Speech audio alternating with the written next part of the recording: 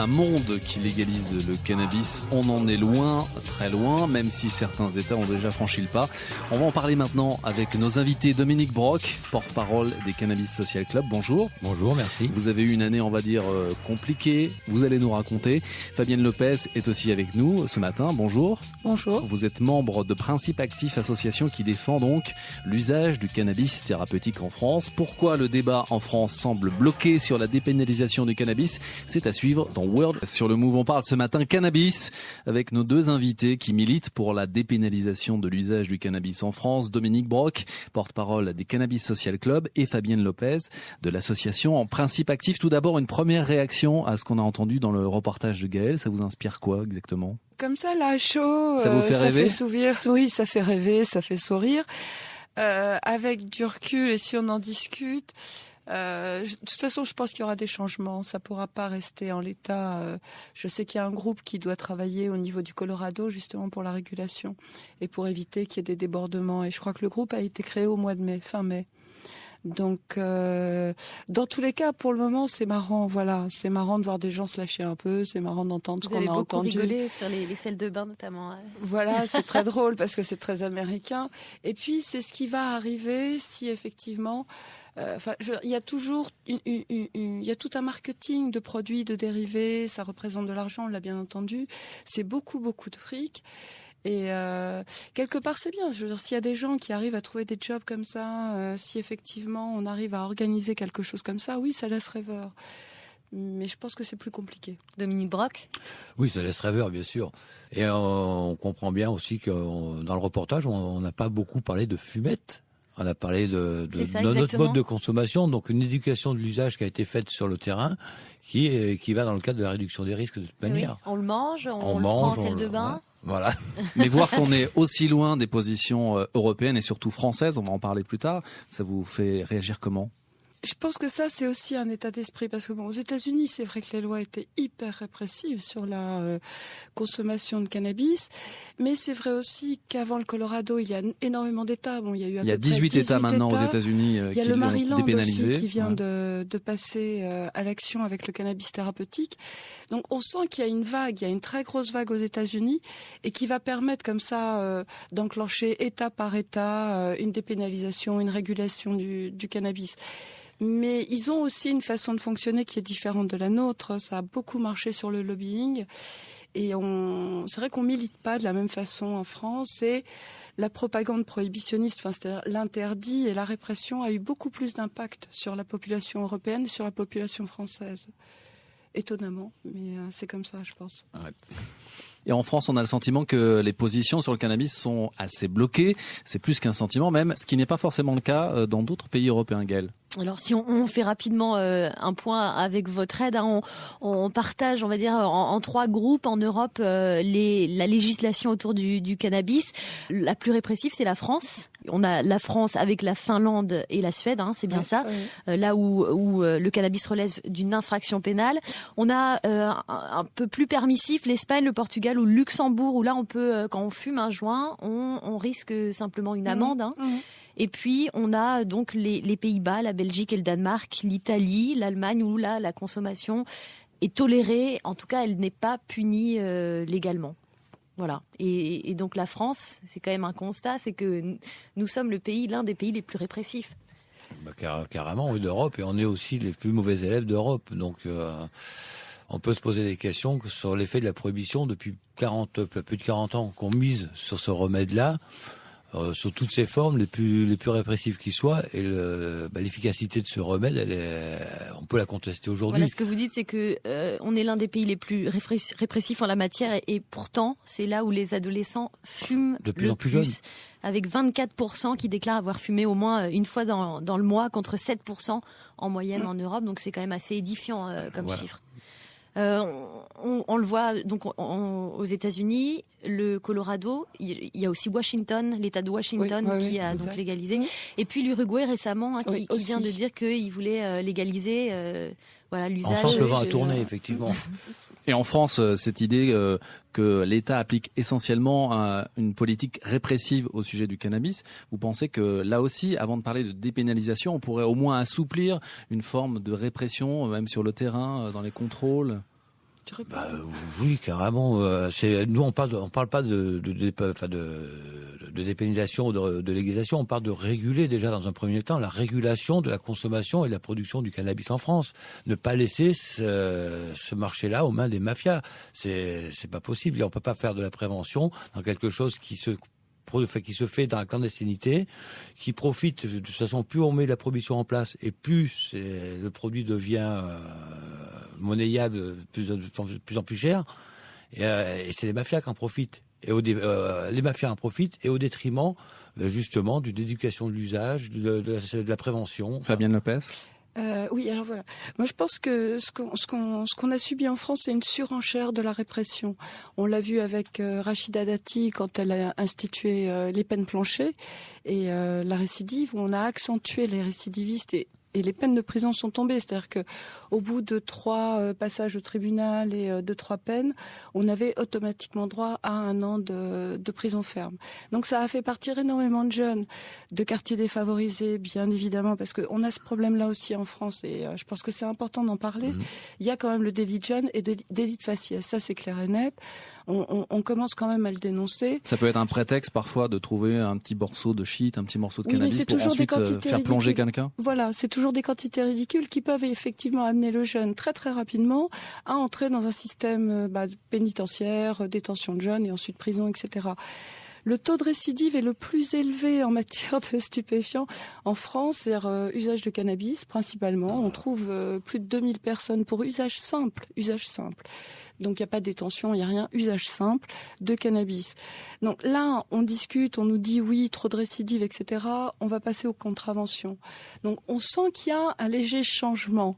Mais les contraventions, ça va de toute façon encore poser problème par rapport à ceux qui n'ont pas d'argent, etc. Les gens qui sont dans des milieux défavorisés. Alors léger changement, c'est ce que vous avez essayé d'initier cette année, Dominique Brock, avec les Cannabis Social Club. Le début de l'année 2013 a été assez mouvementé, Gaëlle, pour Dominique.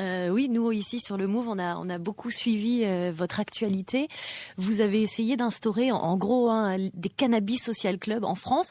C'est quelque chose qui nous vient d'Espagne, on est d'accord? Alors expliquez-nous déjà ce que c'est. Alors, le concept du Cannabis Social Club, ce sont des consommateurs, enfin des groupes de consommateurs adultes qui ne veulent plus, pour des raisons diverses, que ce soit sanitaires ou morales, ne veulent plus soutenir l'économie souterraine et acheter la saloperie que vendent les dealers. Voilà, qui veulent plus aller notamment ils veulent plus des coins reculés, c'est une question chercher... de conscience, une bonne conscience. On veut pas soutenir ce système-là. Donc les gens se réunissent. Ils se réunissent en petits groupes. C'est la différence avec la France, c'est qu'on fait des petits clubs de 20 personnes maximum qui se connaissent forcément. C'est-à-dire que c'est par cooptation que les clubs se forment. Souvent des amis aussi. Voilà, c'est des amis, les proches de la famille, voilà. C'est officiel. On le fait officiellement. Il y a une association. Toute transparence. Alors, avec on a déposé effectivement des associations. Ça, c'était quand on a annoncé au départ qu'on allait le faire. On l'a fait ouvertement en juin l'année dernière, après le 18 juin. Donc, médiatiquement, on a commencé à faire parler de nous.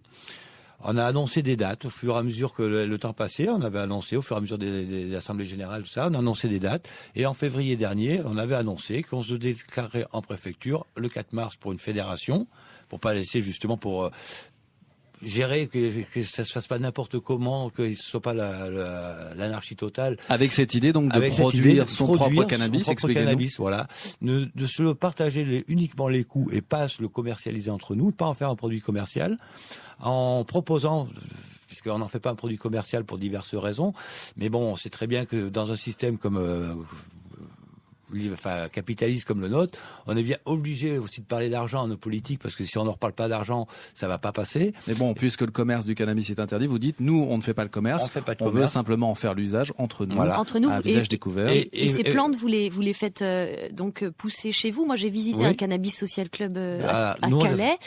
Le groupe les fait pousser dans l'une des maisons du groupe.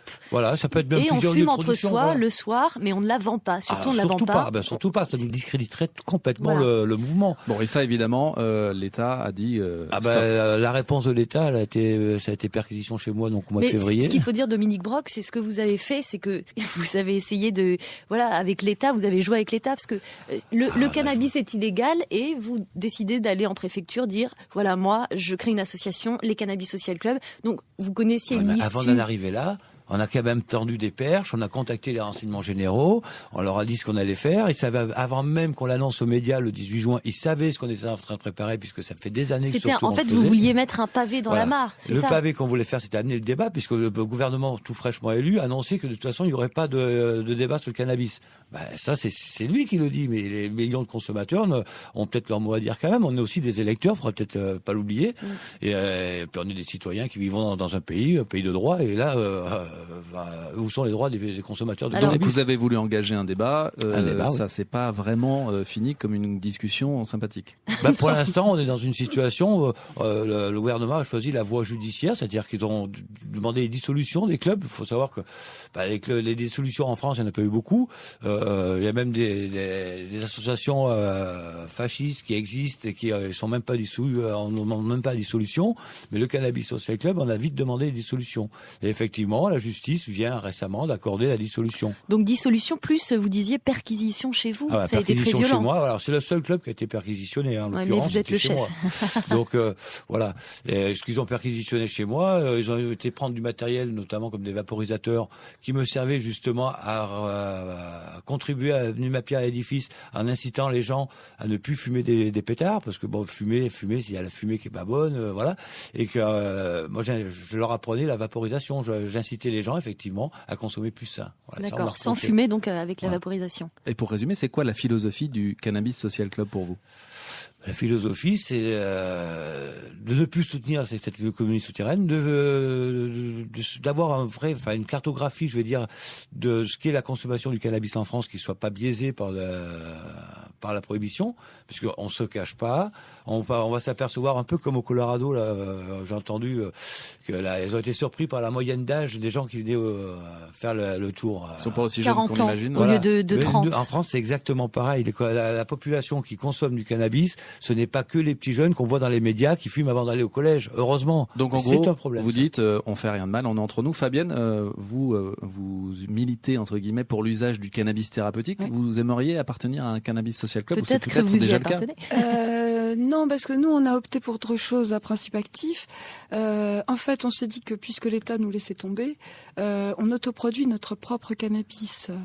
C'est un peu le même principe que les Cannabis Social Club. Voilà, c'est là où on est un petit peu sur le même terrain que les Cannabis Social Club. Mais nous, il n'y a pas de partage avec d'autres malades. C'est-à-dire que si vous êtes malade, vous nous appelez, on voit avec vous si vous avez de la place, si vous pouvez planter. Et si vous avez déjà goûté au cannabis, c'est-à-dire qu'on ne prend pas de gens qui sont naïfs au cannabis dans notre association, et la répression existe aussi au niveau du thérapeutique, elle est assez violente parfois. Et donc, nous, voilà, c'est ça notre petite histoire. Mais au fond, ce que vous voulez tous les deux, c'est de la bonne bœuf. Le droit, la liberté de cultiver, ce n'est qu'une plante. Une qualité de bœuf particulière, puisque vous, dans le cannabis de Calais, il ne voulait plus aller chercher cette mauvaise herbe, en fait. Alors, disons, avec les risques qu'il y a derrière aussi, des fois, d'aller dans des endroits qu'on ne voudrait pas fréquenter.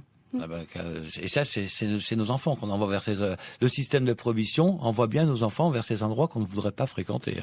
Donc, et nous, on veut justement le concept du Cannabis Social Club, ou même de principe actif, c'est que les malades n'aillent pas justement vers ce milieu-là chercher s'ils peuvent se prendre en charge, qu'ils se prennent en charge eux-mêmes, et que les consommateurs aussi n'aillent pas vers ce milieu-là, mais qu'ils se prennent en charge eux-mêmes.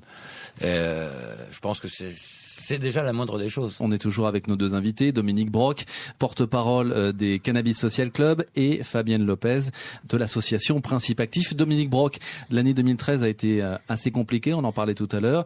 Vous avez mis en place ces Cannabis Social Club, et puis ensuite il y a eu la perquisition, et vous avez été devant le tribunal. Voilà, le 8 avril, donc j'ai été jugé à Tours, et j'ai été condamné donc pour 8 mois de prison, donc 6 mois pour le cannabis et 2 mois pour le refus de prélèvement ADN. Et 1 500 € d'amende. Voilà, motif, détention et usage de drogue et refus de prélèvement ADN. Voilà, j'ai refusé qu'on prélève mon ADN, effectivement. Donc là, il y a une amende pour ça de 500 € effectivement, et 2 mois de prison avec sursis pour le refus. Et pour le cannabis, j'avais demandé à être jugé pour production. J'avais demandé à ce que le tribunal soit reconnu incompétent, enfin mon avocat.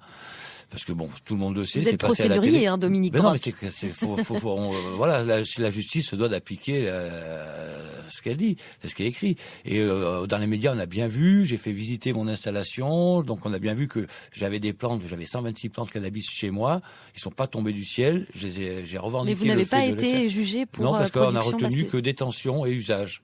Et pourquoi vous vouliez être jugé pour production ? Parce que c'est quand même aberrant que pour une plante, on soit jugé en cour d'assises. La cour d'assises spéciale pour quelqu'un qui cultive sa propre consommation de cannabis pour justement nuire à l'économie souterraine, que la justice assume et me condamne dans ce cas-là. Vous avez été surpris, Laurent, vous avez été surpris par cette condamnation ? Surpris, oui et non. Disons que ça n'a pas beaucoup évolué. Voilà. Ce que vous voulez montrer avec les Cannabis Social Club, c'est qu'en réalité, il n'y a aucun délit. Il n'y a aucun délit ici parce que la loi française nous met hors la loi, mais pas au niveau européen. Un décret du 25 octobre 2004 stipule bien que toute production des drogues reste un crime, sauf quand elle est pour un usage personnel. Et les Cannabis Social Club, on est bien dans le cadre de l'usage personnel. On va pas au-delà. Alors en France, la réponse des politiques de droite comme de gauche est assez ferme. À part Vincent Pillon, on va l'entendre, le ministre de l'Éducation et Cécile Duflot, la ministre du Logement, qui sont plutôt ouverts sur un débat sur la dépénalisation. On va écouter quelques réactions politiques sur ce débat. Dans l'ordre, vous allez entendre donc Vincent Pillon, Rachida Dati, Benoît Apparu pour l'UMP, ensuite Jean-Marc Ayrault, le Premier ministre, et puis Manuel Valls, ministre de l'Intérieur pour le Parti Socialiste. Vive la légalisation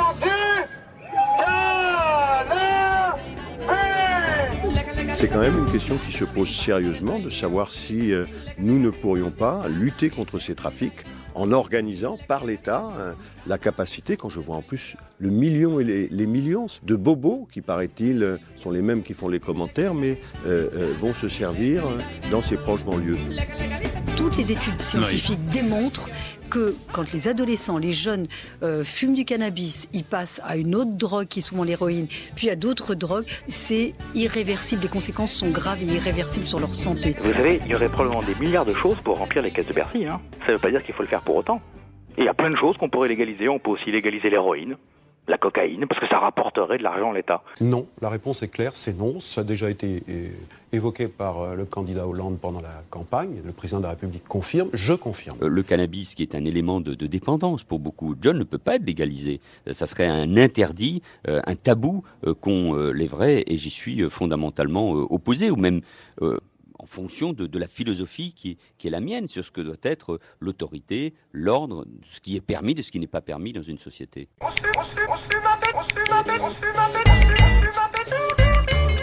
Je vois que vous faites des grands signes de la tête, Fabienne Lopez. Oui, ça fait peur, surtout. Surtout ce qu'on vient d'entendre. Ça fait très peur. Vous n'êtes pas d'accord ? Non, je ne suis pas d'accord. Et ça fait des années que je me bats contre cette idée, l'idée de l'interdit. Voilà, tout simplement. On voit que ça n'a pas marché, on voit que ça ne marche pas. Et donc en plus, ça empêche, c'est ce que disait Dominique, ça empêche toute prévention intelligente et toute information intelligente vis-à-vis des enfants, justement, de ces jeunes dont on parle qui ont 13 ans, 14 ans et dont on a peur qu'ils fument des joints. Voilà, tout simplement. Alors après, ce qu'on voit, c'est que légaliser le cannabis, ça n'empêche pas forcément le trafic. On voit ça avec la cigarette, la contrebande a augmenté. Oui, mais ça, on le voit à chaque fois que les prix augmentent et qu'on entre en crise économique. C'est-à-dire que les paquets de cigarettes augmentent, le nombre de fumeurs n'a pas tellement baissé, malgré la campagne qui a coûté une fortune à la France, aux citoyens. Donc, finalement, il y a une logique. Plus un produit augmente, plus les gens qui n'ont pas d'argent vont se tourner vers le marché noir. Donc, moi, je suis contre cette idée d'interdire, que ce soit le tabac ou que ce soit l'alcool ou les drogues en général. Je pense que quand on est à peu près bien dans sa tête et qu'on est un État à peu près sain, un pays à peu près sain, et je crois qu'on va très mal en France, je pense que là, on réfléchit sainement et on se rend compte que pour informer et prévenir, il faut arrêter de réprimer. C'est deux discours totalement contradictoires. On ne peut pas jouer là-dessus. Et qu'est-ce que vous répondez, Fabienne Lopez, à ceux qui comparent donc le cannabis, comme on vient de l'entendre dans ce petit mix, ceux qui comparent le cannabis à d'autres drogues dures ? Eh bien, je dis que c'est stupide. Je dis que c'est stupide parce que les jeunes qui fument du cannabis ont vu ou voient des gens qui ont pris de l'héroïne et voient bien que ça n'est absolument pas la même chose. Donc, c'est là où c'est compliqué après, effectivement, d'aller expliquer les choses puisqu'ils ne vous croient pas. Ce qu'ils voient ne correspond pas à ce qu'on leur dit.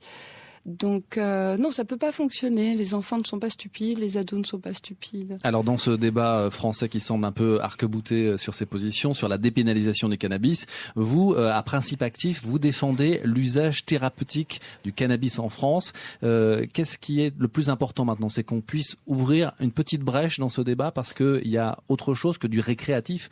Il y a une fonction médicale pour vous dans l'usage du cannabis. Oui, ça fait... enfin, en plus, le mouvement vient des États-Unis, pour être rapide.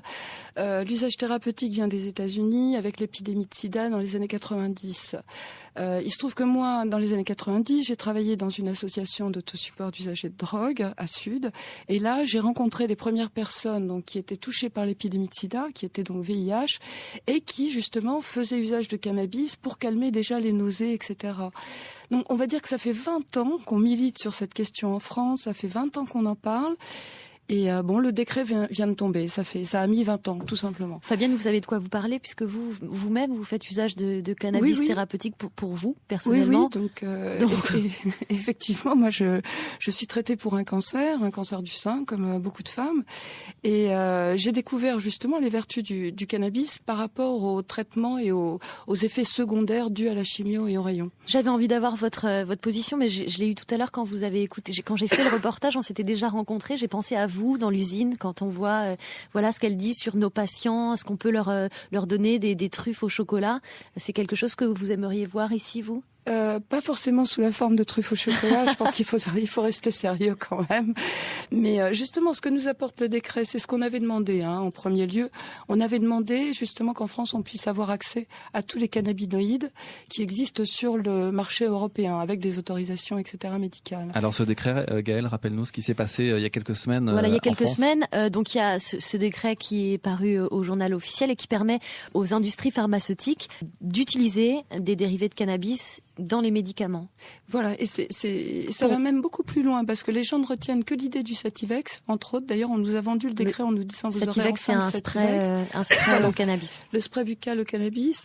Et finalement, quand on lit le décret dans son ensemble, on s'aperçoit que on peut aller beaucoup plus loin que ça. Donc, on pourrait avoir accès au Bedrocan.